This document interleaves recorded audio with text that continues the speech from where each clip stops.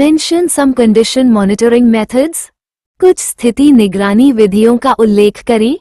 Condition based maintenance practice is nothing but a productive maintenance practice is monitored through various condition monitoring instruments. Vibration, temperature, thickness, debris analysis and thermography are some of condition monitoring methods adopted.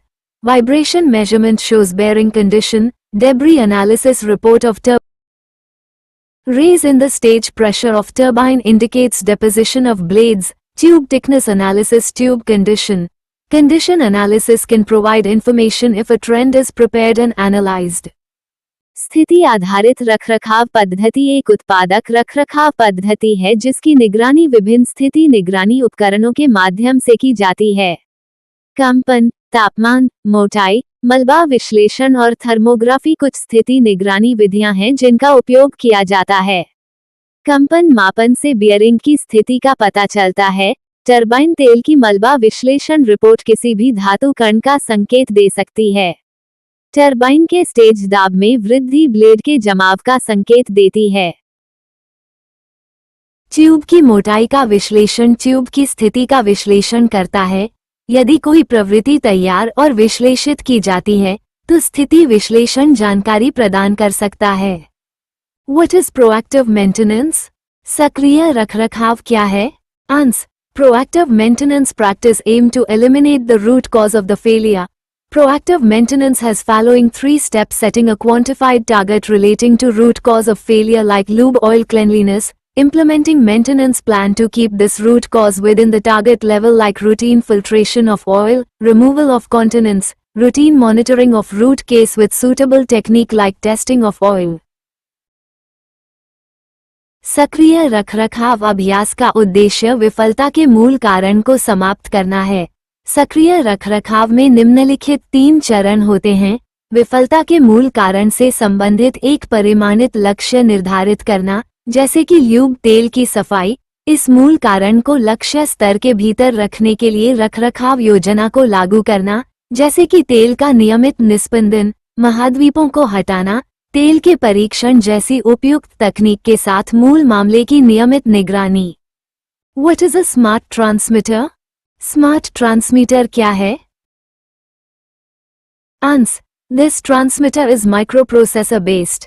It has following features. It has memory. It can be programmed. It can convert analog signal to digital. This can perform calculations. It can diagnose self faults. It can communicate with remote location. This is less sensitive to the effect of temperature and humidity. Normally 4 mA to 20 mA output signal is obtained from this transmitter. ये transmitter microprocessor आधारित है। इसकी निम्नलिखित विशेषताएं हैं। इसमें memory होती है। इसे प्रोग्राम किया जा सकता है। यह एनालॉग सिग्नल को डिजिटल में बदल सकता है। ये गणनाएं कर सकता है।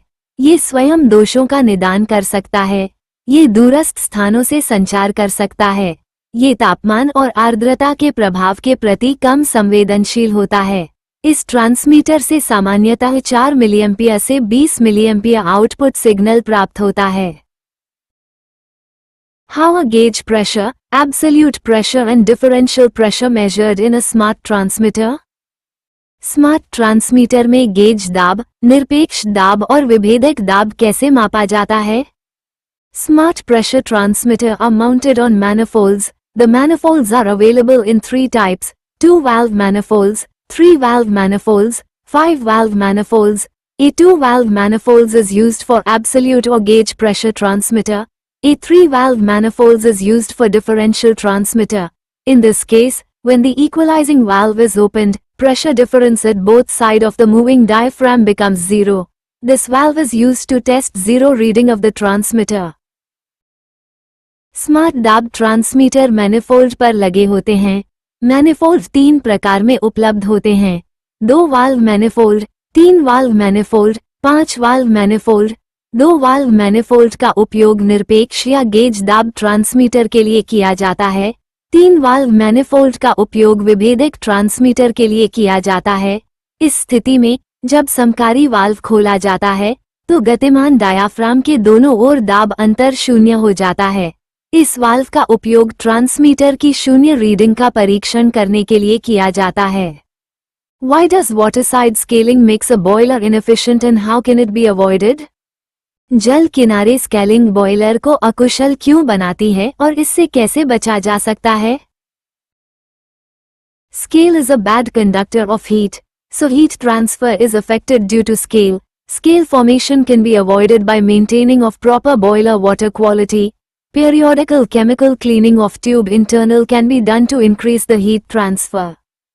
स्केल ऊष्मा का कुचालक है, इसलिए स्केल के कारण ऊष्मा स्थानांतरण प्रभावित होता है।